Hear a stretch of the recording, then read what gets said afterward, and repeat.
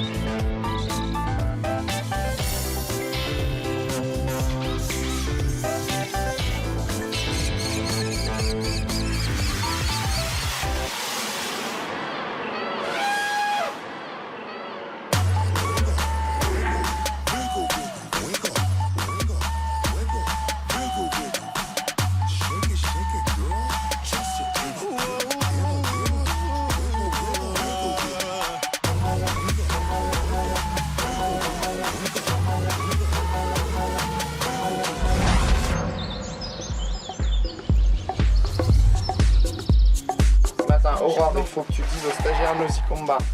Sortie du barilou, donc il faut qu'elle descende les 4 grandes épuisettes. D'accord. D'accord. Piche, en fait, c'est devenu donc le responsable animalier du zoo de la Flèche. Ma mission, c'était d'encadrer l'équipe animalière, de suivi des animaux, le lien entre la direction et l'équipe. Donc ça va aussi bien de l'administratif à la gestion sur le terrain, en fait. Bon secteur de les lions, Marie dans le coup. Antoine, il va quand même te prendre quelque chose. Bah écoute, n'importe. De toute façon, l'Isère va aller soit aux chauves-souris, soit au parc à girafes. Donc tu prends l'un ou tu prends l'autre et puis... Vas-y, allez. Là, sur le coup, là? Ouais. Moi, je vais faire le girafe. J'aime vraiment ce nouveau métier, c'est pas le même métier. Et, je pense qu'il faut être à l'écoute. Déjà, connaître son équipe. Ça devrait aller. Connaître ses animaux. Connaître l'ensemble du parc, en fait. Ouais. C'est bon? Allez, go. Bon bah c'est bon, t'as rien à faire. Bah ouais, moi j'ai rien à faire, je peux y aller. Alors. Hop. Ça, c'est le panier des mandrilles. Ok. Donc, tu prends les plus gros que t'as. Et bah tu mets tout simplement la bouffe dedans. Pour la première fois, je vais faire de l'enrichissement avec les primates. C'est stimuler les animaux de façon à ce qu'ils réfléchissent un peu, qu'ils se creusent un peu les méninges, histoire qu'ils restent pas dans leur coin tout seuls sans rien faire. Voilà, et tu fais un bouchon avec le poireau ou le concombre. Okay. Mais qu'ils puissent enlever quand même. On cache de la nourriture dedans et on bouche avec un aliment. Voilà. Et en gros, le principe de cet enrichissement, c'est que les primates jouent avec le bambou, tapent, voilà, pour faire tomber la nourriture qu'il y a dedans.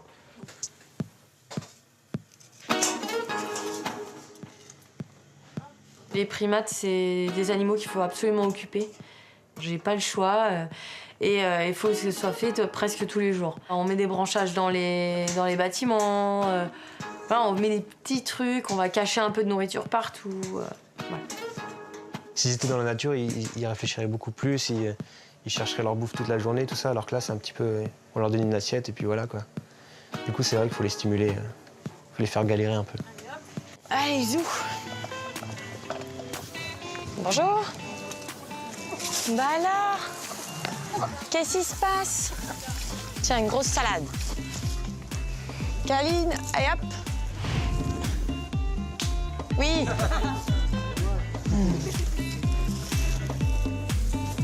Ah mince. Oh non, il est tout qui est parti. Je suis deg. Je sais pas comment faire là.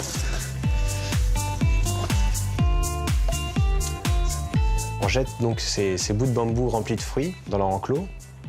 Et du coup, les chimpanzés ont trois mouvements. Ils ouvrent les bambous, ils mangent tous les fruits, et aucun souci, quoi. C'était même trop facile pour eux. C'est impressionnant la façon dont ils résolvent le problème en 2 secondes, quoi. Très dur de berner un chimpanzé. Je les sous-estime. Et suivant. Mandrill. Hop. Oui.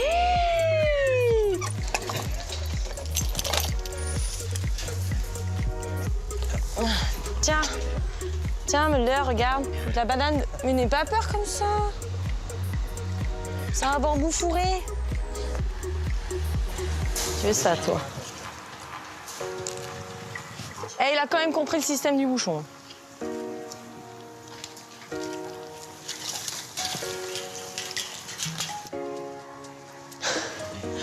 Oh, t'as vu Miliki? Il a pris tous les tuyaux. Ces mandrilles, je pense qu'on les a un peu justement surestimés parce qu'en fait, Timothée a enfoncé de la banane et je pense qu'ils n'arriveront pas à l'enlever. Donc en fait, on coupe des tout petits bambous au mandrill au cas où il prendrait en fait un bâton et tout simplement qu'il raclera à l'intérieur. Ça va, prends ça. Prends ça. C'est avec ça que tu vas aller chercher la banane qu'il y a au fond. D'accord, bon, écoute. Allez, Miliki, fais marcher ton cerveau.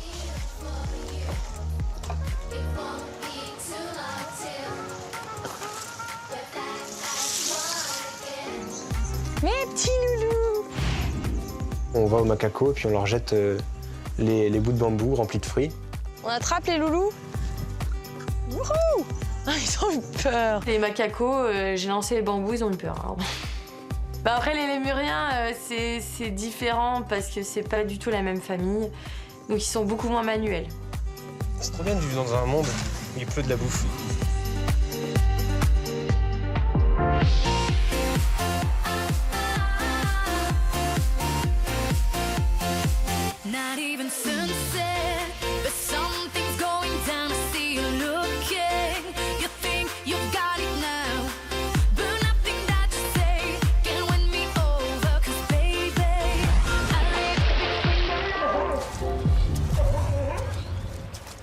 Messieurs, dames, bonjour. Si vous voulez me suivre pour l'animation des manchots, ça sera par là. Bonjour. Les manchots vont descendre. Donc, faut éviter déjà de faire trop de bruit parce que pour le coup, en plus, on est couvert, donc ça va résonner. Je vais vous proposer de leur donner à manger. Vous inquiétez pas, je vais faire le tour, je vais oublier personne. Surtout, on n'essaye pas de les toucher. On met pas les doigts. Et s'il y a un poisson qui tombe, je le ramasse. C'est bon? C'est parti? Allez. Je me lance sur l'animation des manchots, qui est, disons-le clairement, un but total. Alors, pour l'instant, on n'a pas de manchot.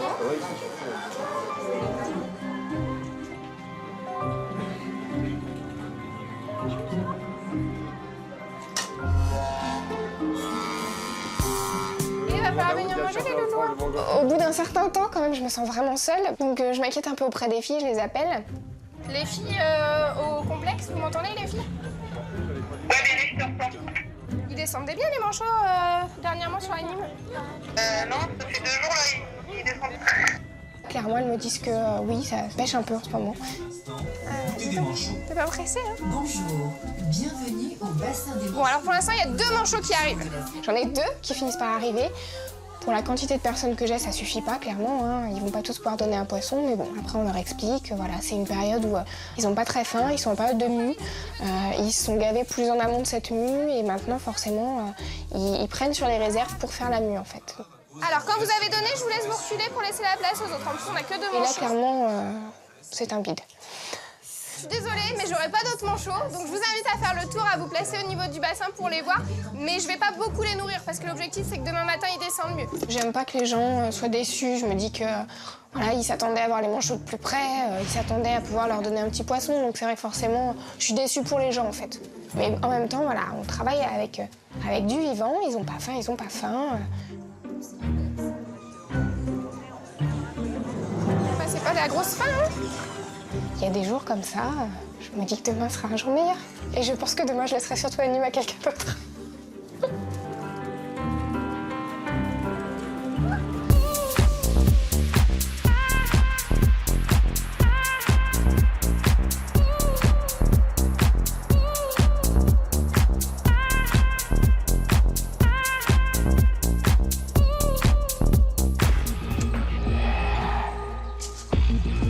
Ah, la souris.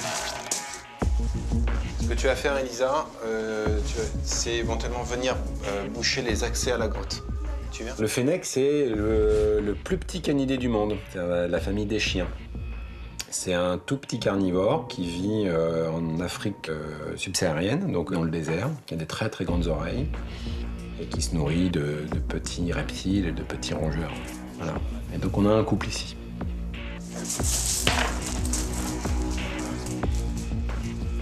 Alors nos fennecs ont un problème, on les a retrouvés infestés de puces, mais vraiment infestés.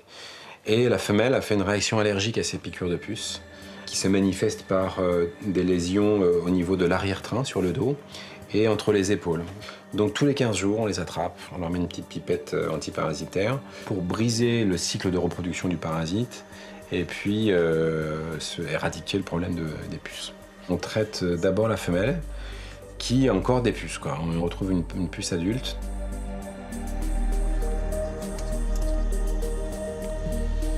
Ah, les puces, ça c'est... Moi, mon rôle, c'est de capturer. Je suis là pour capturer et maintenir la contention de l'animal, en fait. Pendant que Cyril ou Maureen, sa stagiaire, mettent la pipette sur le dos du fennec. Tu fais la deuxième pipette? Ouais. Ah. Ce qui est bien avec les fennecs, c'est qu'ils sont speed pour les attraper, mais une fois qu'ils sont attrapés, ils essaient même pas de mordre. Ils bougent pas.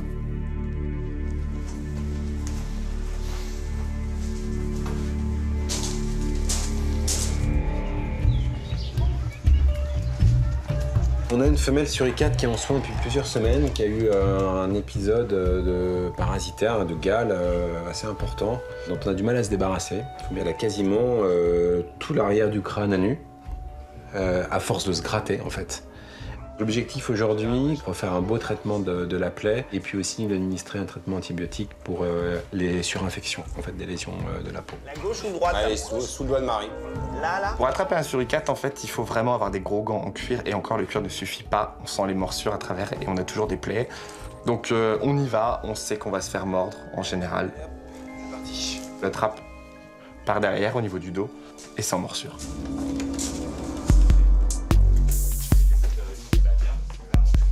Je sais où est la tête. Ah, ok, super. On l'endort, parce que madame est assez agressive. L'avantage de l'endormir au masque, c'est qu'elle va s'endormir vite, mais elle va aussi se réveiller très vite. Et donc on pourra la remettre très vite avec le reste du groupe. Lâchez. Vas-y. Je vais garder les gants. Ok.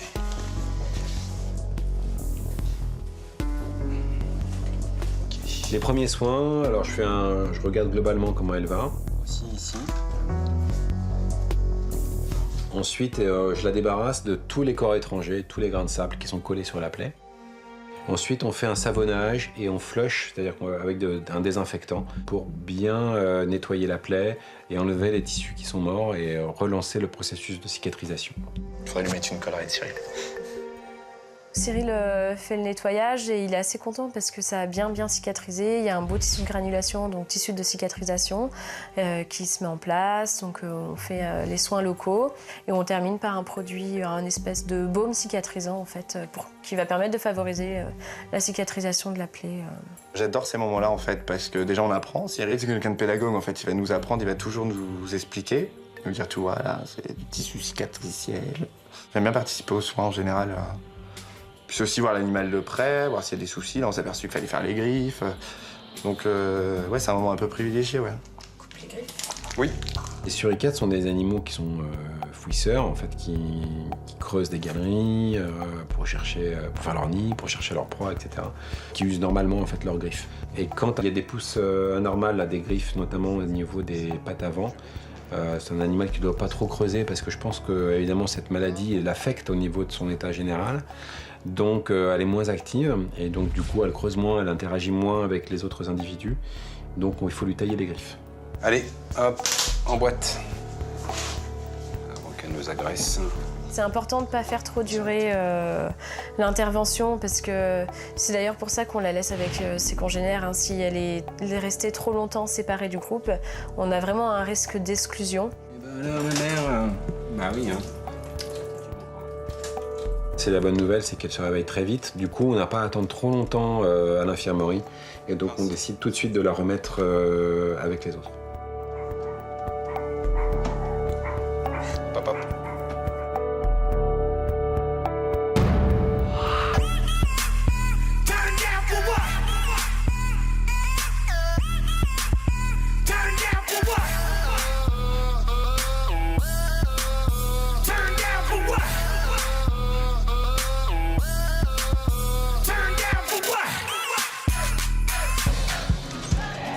Aujourd'hui, moi, je fais ma première rencontre avec Sofiane, un stagiaire, ma foi, très poli, très gentil, prévenant, avec très bonne première impression. Donc, ils sont 14, On rentre dans l'enclos et on doit nourrir les manchots.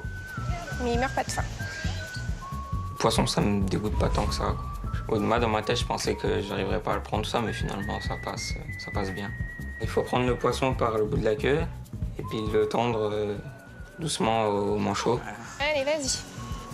Tant qu'à la fin, tu lui en donnes. J'apprécie beaucoup parce que on est dans l'enclos avec les animaux, il n'y a que eux et nous, quoi. Et c'est là qu'il y a une relation qui s'installe entre l'animal et nous. C'est un peu comme une fierté, quoi, un privilège, une fierté.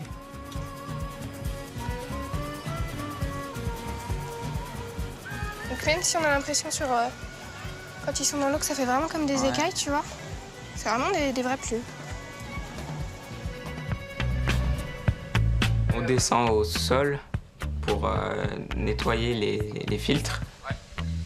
Donc, t'as en fait l'eau de ton bassin qui va rentrer par le dessus de ton filtre, qui passe à travers tous les différents grains. En fait, t'as différentes tailles de grains à l'intérieur, c'est la granulométrie. Ça passe à l'intérieur, donc elle est filtrée et elle ressort, elle est propre. L'eau, elle rentre par en haut et elle ressort par en bas. Mais pour nettoyer le filtre, il faut faire l'inverse. Il faut qu'elle rentre par en bas et elle ressort en haut, puis ça va directement dans les égouts. C'est vraiment de la logique, mais il faut comprendre ce qui se passe au niveau du filtre et il faut comprendre comment circule l'eau au niveau du bassin. Tu commences par fermer tes arrivées d'eau. Donc ça, c'est l'eau de ton bassin. Et ça, c'est l'eau du bassin qui est dans la cour en haut. Ok. Là, c'est l'eau qui rentre dans le filtre, que tu fermes. Et là, c'est l'eau qui ressort du filtre, que tu fermes. Il y a plein de vannes à tourner, En fait, j'ai l'impression qu'il comprend vachement bien. J'ai pas tout suivi, j'ai même rien retenu, quoi.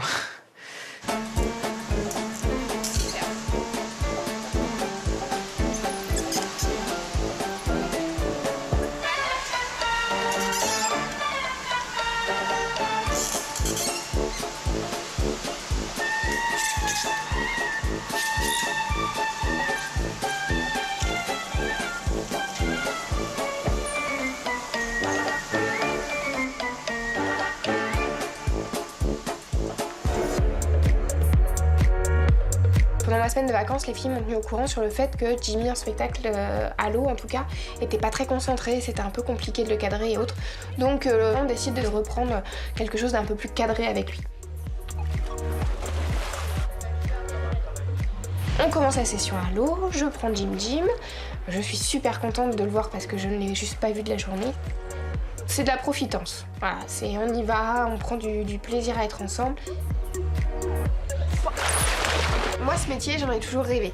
Comment ça va ce matin? J'ai toujours voulu travailler avec les mammifères marins. La première fois que j'ai eu une otarie ou un phoque en contrôle, bah trop bien quoi. Tout trop bien. Et puis, quand je suis arrivée ici, c'était une méthode de travail différente. Alors là, mais juste l'éclat total quoi. Bérénice, elle est vraiment très investie. C'est la première qui va aller faire les trucs, les tâches un petit peu physiques, un petit peu compliquées. Parce que voilà, elle fait très attention à son équipe en fait. Quand on travaille avec elle, ouais, on est motivé, on sait que ça va y aller, que ça va bouger, donc c'est hyper agréable, c'est bien. On a réussi tout ensemble à se créer un plaisir quotidien. C'est énorme, enfin c'est énorme.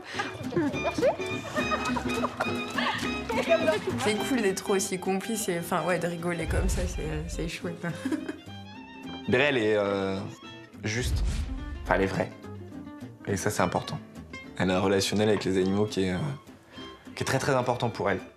Elle a l'attachement des animaux que d'autres n'ont pas forcément. Allez Wally, tes fesses. Allez. Hey, on y va. J'ai l'impression d'avoir à gérer plein de familles. C'est ça. Je suis chef de famille un peu partout. Bérénice a fait ses preuves en tant que responsable. C'est quelqu'un qui est énormément apprécié à la fois de ses équipes, de ses collègues. Et évidemment, c'est un plaisir de travailler avec des gens qui ont de l'envie, qui ont du peps. C'est maintenant quelqu'un qui est moteur, et quelqu'un qui va contribuer aussi à souder l'équipe.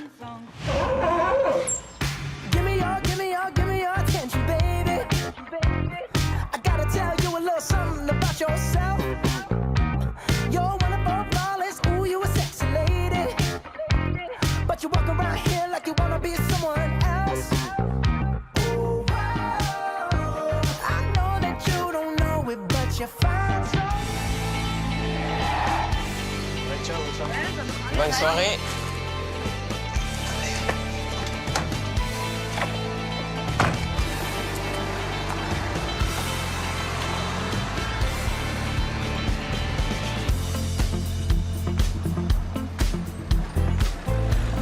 On est un peu fatigué le soir quand on rentre, donc on aime bien se poser sur la terrasse et puis se relaxer, écouter un peu de musique, aller sur l'ordi et se reposer un peu quoi.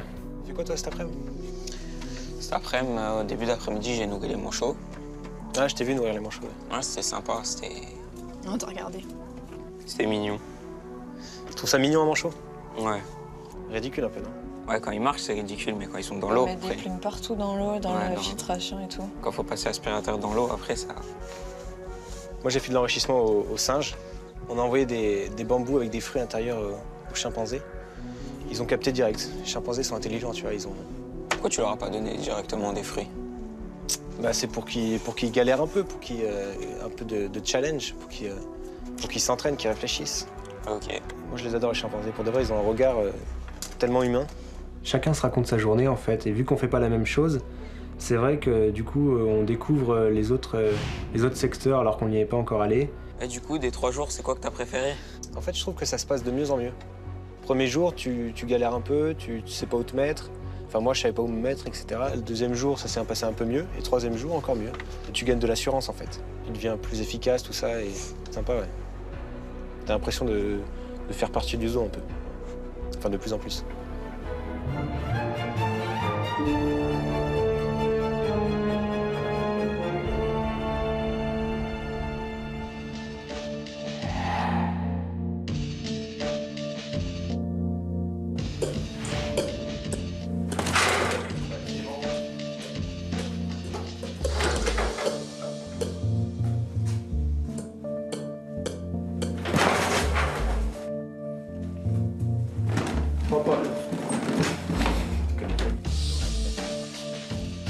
Ce matin, donc on a prévu d'aller chez mon confrère à Angers, en fait, qui est un chirurgien vétérinaire qui ne fait que de la chirurgie. Donc je l'ai appelé pour opérer Manga, un Makikata qui s'est cassé le bras, en fait, durant le week-end.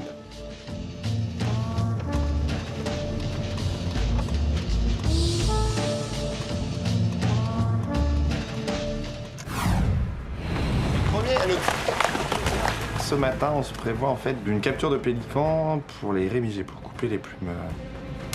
Ça va être à nous de jouer, Pauline, hein? Allez, Popo! C'est du droite. Le milieu, là. Là, on est des trappeurs à ce moment-là. On piste nos pélicans. On décide de se rendre au lion et encore une fois, regarder les bébés parce qu'ils sont... ils sont énormes le matin. C'est une glace pour les faux, ouais, c'est comme nous, on aime bien les glaces, et ben eux c'est pareil, c'est rafraîchissant, et puis ils se sont jetés dessus. On a prévu d'aller à Angers, en fait, pour opérer Manga. C'était sympa à voir, c'était impressionnant. Ok, c'est parti. On va prendre des petites plaques, comme ceci.